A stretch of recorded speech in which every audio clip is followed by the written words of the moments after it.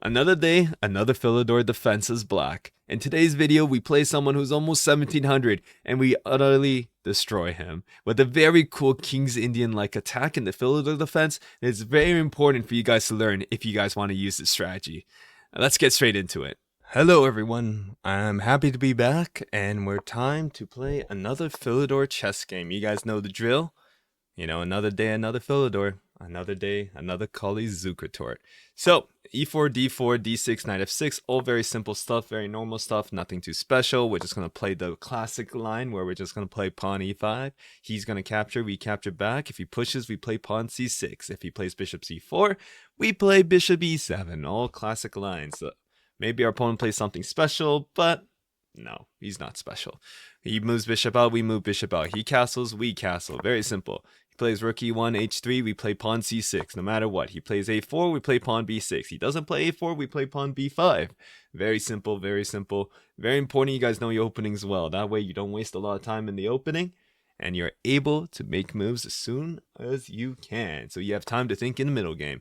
Now, opponent pushes. Now, this is actually a little bit more complicated than usual. The rule of thumb is if your opponent pushes and you have c6 in, okay, the idea is you take.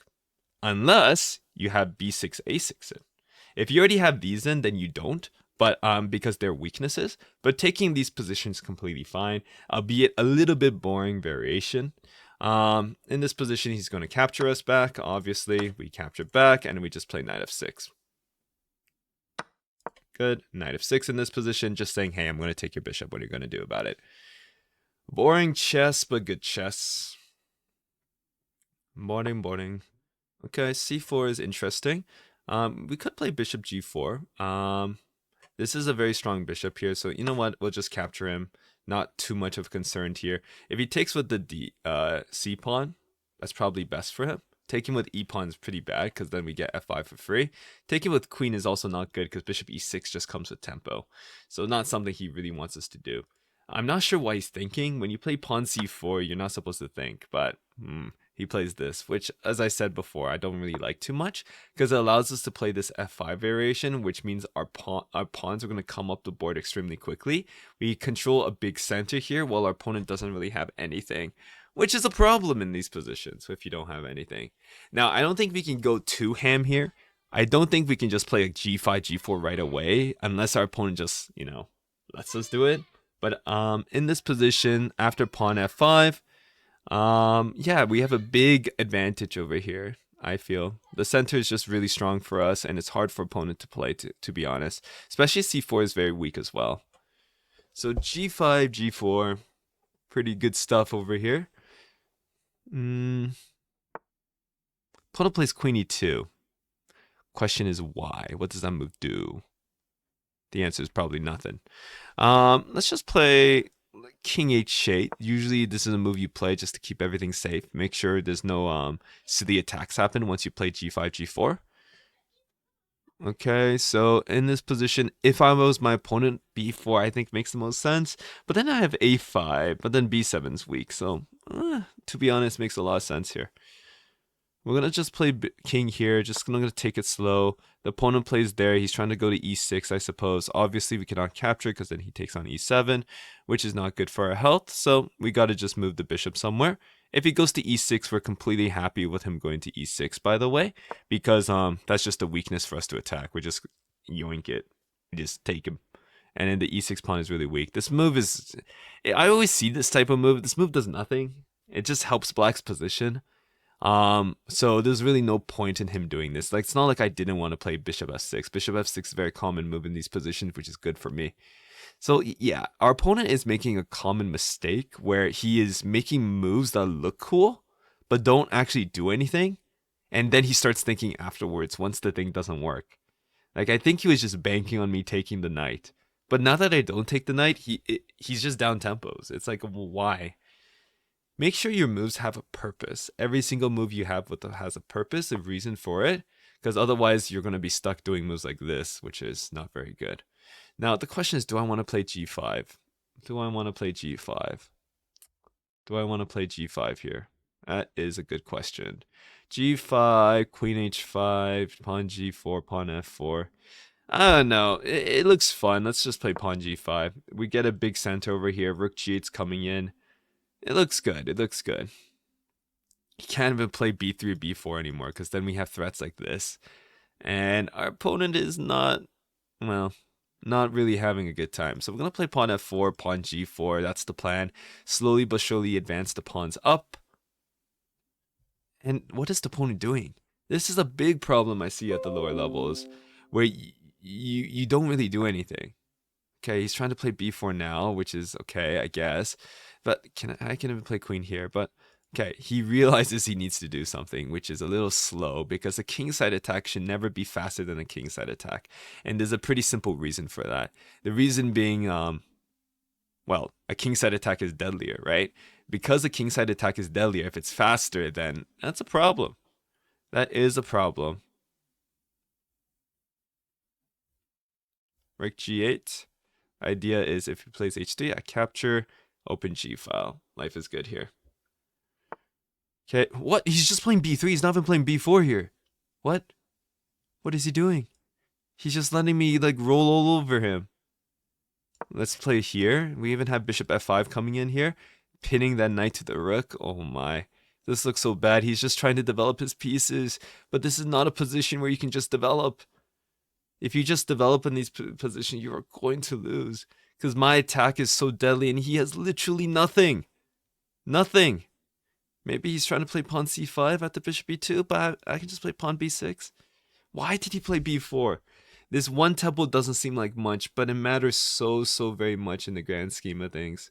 It matters so much. Rook g8's coming in. Pawn f3's coming in. Ugh. It's not looking good for my opponent here. It is not looking good. In fact, I can even play pawn f3 right away, now that I think about it. If I play pawn f3, pawn captures, queen captures, bishop h4. Idea is I'm trying to win the f2 square. Looks really strong. Let's play g3. I mean f3. Let's do this. He captures back, bishop h4. I'm protecting here. Now the question is, am I scared of this? Ooh, that might be a little bit scary actually, now that I think about it. Rook takes, bishop, rook e8 is mate. Oh my. A little dangerous. So if he captures, I have to capture back with my pawn. And bishop captures king to g8. And we're chill. So that's actually a cool idea because I am a little exposed on this diagonal.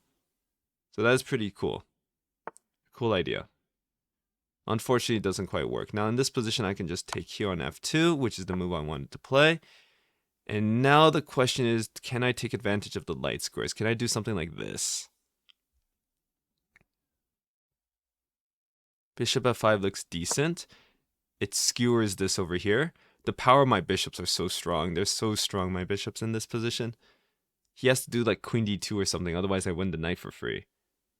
I don't even want to take his rook. That's how strong my bishop is. I don't want to take him. It's so funny. My bishop is just so much stronger than his pieces. Okay, so he plays this. I will just take his rook, obviously. Okay, he takes back. I can take on c2. Do I want to? I think we just play it safe at this point. We can just play queen here, just defend e5 pawn. Then he has c4, which is a little annoying. Do I care? A little bit. Yeah, I'll just play queen f6. c4 I think is forced here. But then I have take on c2 to play queen f3. This is pretty fun. This is a really fun game. Our opponent's actually doing a lot of stuff, and we're doing a lot of stuff as well. That is very dangerous for both sides here.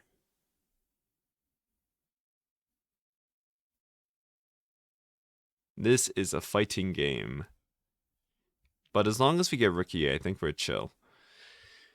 We are chill. We're up in exchange, but the game is not over yet. The game is not over yet.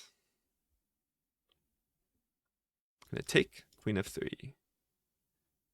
And if he plays rooks here, we just play queen here.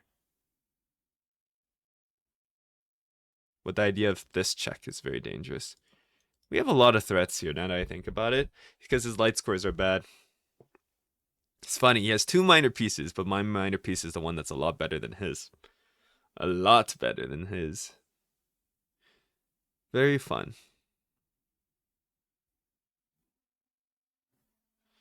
Queen f6. Our opponent's thinking for some time here. 2 minutes 49 seconds left on his clock. What? That can't be right. That just allows bishop d5 check, no? Bishop e4 check, sorry. Bishop e4 check, he blocks.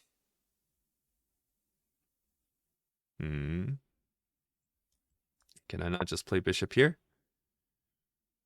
And in rook g7, and rook g8? Put pressure on the pin piece. Common strategy.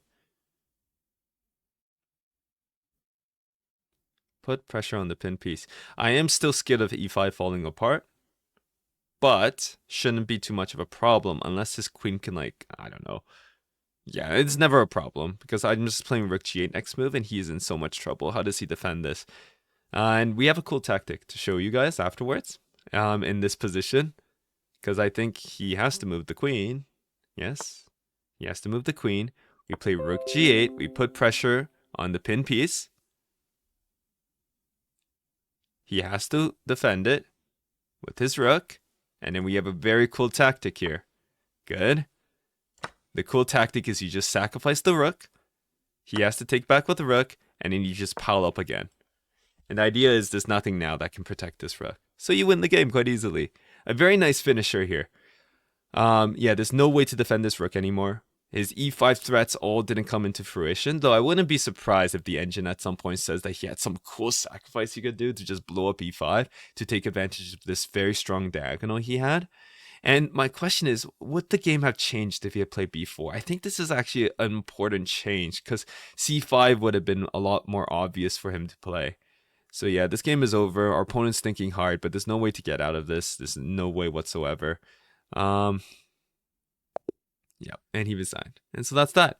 Well, it turns out we've had 0 blunders here, so that's not too much of a problem. I hope you guys enjoyed this Philidor game. It's nice to be back, and I'll see you guys in the next video. Make sure to like and subscribe. Bye.